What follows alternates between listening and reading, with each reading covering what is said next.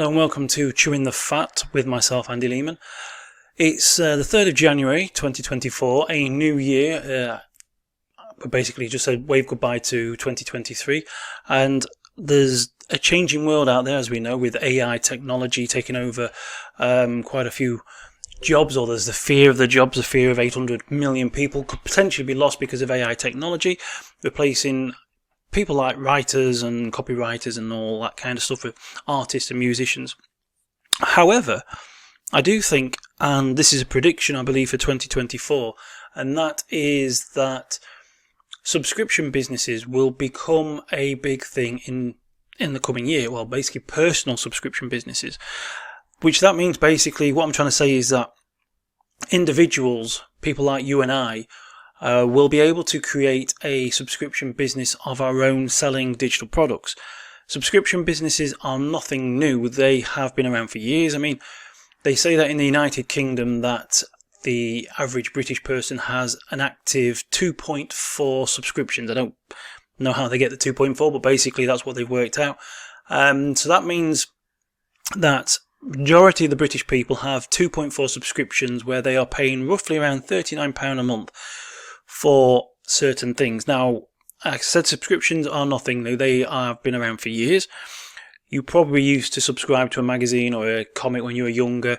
Your parents, sometimes they used to subscribe to newspapers that have them delivered. I suppose you could even say like the Milkman was a subscription service because you'd pay at the end of the month for whatever. But basically a subscription is it's an amount of money that you pay monthly or weekly or bi-weekly, whatever, to a company for a specific product or service. Now, your mobile phone, your internet broadband, Sky, Virgin, Broadband, Plusnet, whatever you're using, wherever you are in the world, you're probably paying for that on a weekly or monthly basis. That's a subscription. It's kind of like a membership, but you're buying a service. There's mobile phones, like I said before, Vodafone, Tesco, O2, EE, whichever company you're using, wherever you are in the world. That is a subscription service. That's you pay monthly for access to their network and to use their storage or whatever it is you use with a mobile phone. Television networks. In the old days, quite a few years ago when I was a youngster, we used to have mainly 3 channels, and it moved on to 4 channels, 5 channels, but they were all terrestrial. Is that right? I can't think of the word now. But basically, they were broadcast through the air, and then you go through the aerial into your TV, and they were paid for mainly on the ITV networks. You were paid through advertising, so you didn't pay for them. The BBC, we had to pay, or we still do, a licensing fee for that, which is more governmental. It was governmental at the time. But basically, with the BBC or with TV now, things have changed. They've evolved. We started to get satellite, so now you're paying for a monthly package. You've also now got the internet channel, so we're looking at Amazon Prime, Netflix, Acorn, BritBox, all these different channels, CBS is it, or Paramount, Disney. These are companies who are now producing programs that people are paying for through a monthly subscription. Entertainment, we have Audible, Spotify, Amazon Kindle Unlimited. There's all these different types of online subscriptions that people are paying for now. People are getting used to paying for subscriptions. There are physical, like Gusto, which is food. You've got people paying for gyms on a monthly basis. So you're paying to go and work on somebody else's equipment to get it fit. You're paying towards the lights and the running costs, but there's obviously a profit in there. So subscription businesses they're not new. They are, been around for years, really, but they have not been around as much. Modern technology has now given us the opportunity to be able to do more. I mean, for example, back in the 1940s or 50s, 60s or even 70s, if you wanted tea and coffee, you went to the shop. You never really got it sent through the post. Now you can actually go to 200 Degrees. I know that they have, and there's probably others.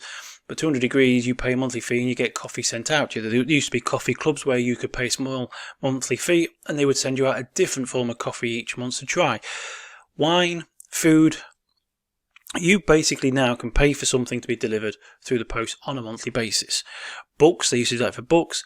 So subscriptions are nothing new, but today they are more, with the technology we have, they are more widely available. This also means then, when you take into consider things like Spotify, Amazon Prime or Audible, Amazon Kindle, and other platforms like Patreon and Ream Stories, we can now create subscriptions that are delivered online digitally to potentially, I'm going to say the word millions of people, because potentially millions of people can access those platforms. Those platforms are being visited by millions of people. Doesn't mean that you're going to get millions of subscribers.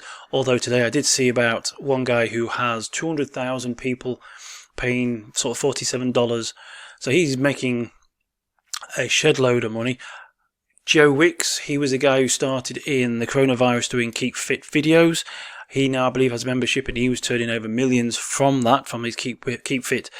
So some of these niches might be sort of hard to fight with, but once you get in there, people today, anybody can create a subscription business that other people will pay to access that content. We have platforms now like Patreon. There's Substack, which is for newsletters. Patreon was for anything really, because artists were using it, podcasters were using it, people who were creating videos were using it. It was a platform, a payment processor where you could publish your content. OnlyFans, we've all heard of OnlyFans, and what's the other one? Something VIP. I can't think of the name now. Admire VIP. There's all these other platforms that are which weren't necessarily for adult entertainment or women particularly taking the clothes off or men taking the clothes off, but they became that way to a point that they became quite saturated, that it was hard for. I remember OnlyFans was they'd been bought out. A British guy created it. It was sold to an American guy for millions, or American company, and then the giant merchants, the sort of the banks wanted to. They were owned by religious people, I believe, and they wanted to try and stop all the adult entertainment on OnlyFans. And I think it backfired because there was so many on there that it was actually going to end up becoming hardly worth it. Because I have to be honest, every time I saw someone who wasn't an adult entertainer saying that they was on OnlyFans, it was like, because I originally thought it was an adult place, but it wasn't. It didn't start out that way. It was a platform similar to Patreon where people were able to upload, basically like Facebook, upload your posts, your text articles, your videos, your podcasts, and do live broadcasts. And it was a way of being able to contribute. OnlyFans, it was a way to connect with your fans, and for a small fee, people could get engagement with you and connect with the people that they really liked, their artists that they liked. So with OnlyFans, it was a great way of creating a new form of membership, a subscription-based business without all the technical know-how. Now, when I first got into this industry, if you wanted to create a membership site, I think it was MemberGate or something like that. You had to basically build your own website. If you didn't know how to do that, you'd pay someone else to do it. Then they would have to have special membership software like plugins. So you'd be like member, S2 member, a wishlist, MemberGate, and all those kind of software plugins you had to integrate with your website. You'd integrate that with your website, and then you'd have to integrate that with a payment processor.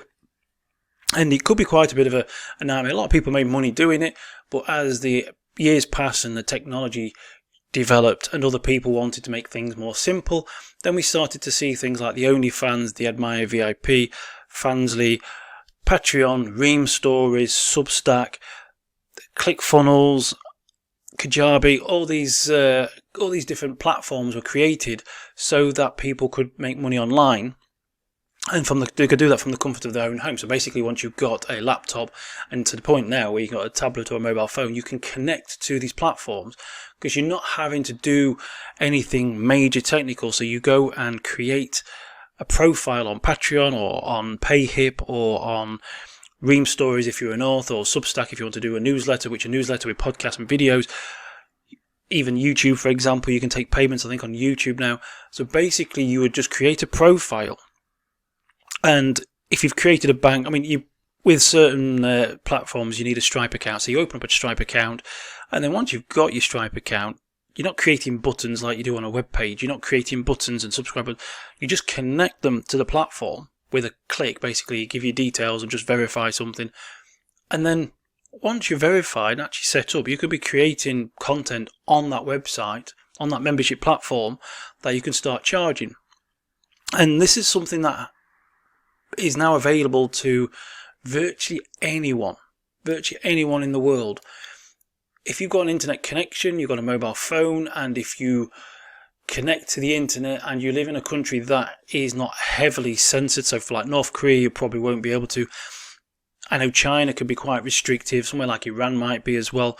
But on the whole, if you're in a part of the world, I mean, I have seen people online on certain websites that I thought were restricted in their countries, probably because they probably either use VPNs or they're connecting and their governments don't know. But you could basically, anybody who's got a mobile phone, if you connect with the internet and connect to create a profile on, say, PayHip, Patreon, or one of those platforms, you can then start to create content that you can charge a monthly fee for.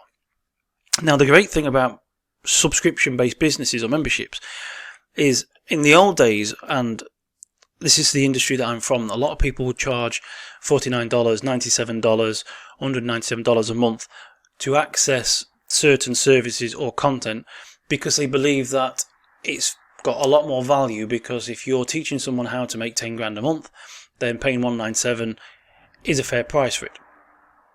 So it is yes and it isn't. There's a big debate whether it is or it isn't. But technically, yes. If I could teach you how to make 10 grand, and you came to me and says, "I'd like you to teach me how to make 10 grand," and I said it's going to take you 6 months, but I want £197 per month for that, you'd probably pay it if you knew that I could teach you. If I got the history and if I got the results, so people would happily pay that. But today things are changing, because you do not necessarily need to have. I mean, a lot of the people who would try and sell things for $47, $97, $197, pounds, dollars, whatever, euros, whatever they are charging, is that they wanted to make a lot of money by doing very little, and they needed it didn't need a lot of people. If you had 200 people paying $197 a month, your quid's in, you're having a laugh. And that's the great thing about sort of subscription businesses, is that you can make a lot of money, but you don't need to create a lot of content. And that also is something that will happen even if you only just charge $5 a month or $9 a month or $10 a month. Now, you got to the point where you don't need to charge a lot per month. I mean, Shauna Maguire, she's the best-selling author who now has a Patreon profile, and she has several tiers. So I think the cheapest one is like $1, then there's $5, and it goes up to I think $25 or more. There are some people who pay more than $25 a month, and this is for her to publish exclusive short stories. So she's a fiction writer, and she has around 3,090, probably even more, subscribers. People who are paying her to access this exclusive content, and the more that they pay, they get things sent through the post, and there's more perks. Obviously, the more you pay, the more you get. But she's earning around 12 grand a month. That's what it says on Patreon. That there could be fees to come out of that. There'll be payment processing fees, but she's earning 12 grand a month, and she's not charging necessarily. She hasn't got 400 people paying 197.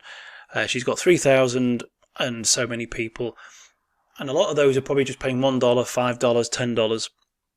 And so that is something that is, excuse me, that is one of the great things I like about subscription business. And this is one of the things that I'm thinking why it's going to be huge in 2024 for most people, because we've got these new platforms starting. We've got platforms called Ream Stories, which is quite new. I think it's not even a year old.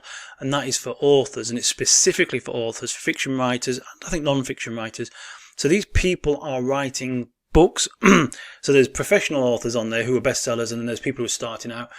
And so if, let's say, you're creating Teen Wolf sort of fiction, so young teen fiction about werewolves, maybe vampires, a bit like what was those films a few years ago, Twilight, I can't remember what it's called now. But so if you was writing that kind of fiction and then you found a fan base, you could publish your fiction there regularly, and let's say you've got 150 people paying you sort of $5 a month. That's not too bad at all, is it? It's if you get 150 or 200 people paying you $10 a month, it's even better. There's people doing great money with writing erotic fiction, and they are publishing it on Substack, and they are publishing it on Ream Stories. Now, Substack, again, like I say, was a newsletter platform, kind of like an email marketing and newsletter platform, so that people were writing and publishing newsletters, but then the email was getting sent out to people who followed up. But it's also set up so that it could take payment, so you could do a free newsletter, get people in, and then if they upgraded, they could suddenly start paying you $5, $10. I don't know what the maximum limit is, if there's a maximum limit, but basically you would then charge, say, $10 a month for people to access your newsletters. And in those newsletters as well, you can actually record podcasts and videos. So you're creating all this media, which a lot of the time you can just do from, like I'm doing now with the laptop and the web camera. You can do it from your mobile phone. So you can just record something, you can write something, and then you upload it to Substack or to Patreon or to Ream Stories, Payhip, whatever it is that you use. And then you put it behind, with the click of a button or a tick of a box, you just put it behind the paid wall. So only those people who are paying can access it. Instagram, that's another thing I just saw recently. There's a guy who I'm following as an artist. He has, like Twitter or X as it's called now, if you pay for the premium, you have the ability to be able to charge for people to access your content. And what he's doing is recording videos of him doing his art and photographs. And I think you can chat to people as well a bit easier. But Instagram now has a premium side where you can charge people to access your content. You can do it through WhatsApp, Telegram, other things. If you can find a way to take a payment, you can share your content with people and earn money. And this is something that can be done for basically, like I say, anyone has access to these tools now. As long as you've got something that people like and enjoy, and you're not really charging ridiculous. I mean, you're not going to charge $197 a month for a couple of short fiction stories that are werewolf or vampire based. You're going to need to share a hell of a lot more for $197. But if you get one person paying you $197 for a fiction story, that's great. But why have one person paying $197 when you could probably have like 100, 200, 300, 500 people paying you $5? Or $10. I mean, at the end of the day, you create the work once. And this is what is so wonderful about subscription businesses, which I don't think a lot of people truly understand. And that is, it's about the numbers, the multiplication. You create one newsletter a week. If someone is paying you $5 to read that newsletter, that one person is paying you $5 for that one newsletter. If you have 100 people paying you that $5, you have $500 for that one newsletter. So you create the newsletter once. It's the same one newsletter. It's not like when you are working in, let's say, retail in a shop. If you're selling baked beans, you sell one tin of baked beans. To make money, you need to sell another tin of baked beans and another tin of baked beans. If you work as a bricklayer, if you get paid $500 to build a wall, if it's a small wall in a garden, to make $500, you need to build another wall. With digital marketing, with digital products, ebooks, newsletters, videos, podcasts, using platforms like Patreon, OnlyFans, Substack, all these Payhips, there's so many platforms out there now. If you were to use these platforms, you just produce the content once. I mean, yes, you're creating something new every month, so it's ongoing. You can't just create one newsletter and make tens of thousands or millions from it. It's been done with the odd ebook now and again, but generally you have to create something new a month. But the great thing is that one product isn't determined on just one customer. So you can create one newsletter, one video, one podcast, whatever it is. You could have one person paying for it, or you could have thousands paying for it. There is one guy on newsletter called on Substack called Noah Smith. He is an economist and a journalist. He used to work for Bloomberg, I think it was, or something. He's a professor. He is making around, I believe, $1 million a year. So he's making over 10 grand a month. He's making a hell of a lot of money per month. And that is through, I'm trying to think how many subscribers he had. But he was in the thousands of subscribers paying him $10.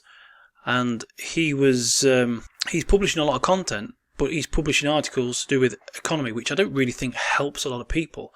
But that content that he's publishing, he publishes it once, and it's been read by, say, 1,000 paying subscribers. So it's the same one content. So yes, you need to get the numbers up. Yes, you need to get lots of subscribers and followers. And yes, you do need to be realistic. You can't start today and make tens of thousands of dollars per month, unless, of course, you already got a following. If you've got a huge following already, an email list, and you can promote it, then fine. But the point is that there is now the potential for people at home, you and I, of any age. Obviously, if you're 4 or 5 years old, you're not going to be messing around with this sort of technology. But for teenagers now, this would have been fantastic back in our day when we was leaving school at 16. The technology, I would have loved it. The ability to be able to listen to music from around the world and share that music around the world. Writers would have been loving it back in that day, and they're loving it now because the technology is there. You can work from home, upload it, and have sort of thousands of people coming to read it, and they're paying you small amounts to read it, or even large amounts, depends on what. If you go into Patreon, you can use tiers, so you can set up bigger tiers, so they can read the digital version for $5, but for like $25 they can get the digital version and the physical version and something else sent through the post. The other thing is what people do is that they offer Q&A, so people pay $5 to read stuff, but the people who pay $10 or $15 a month get to listen to the author speak once a week.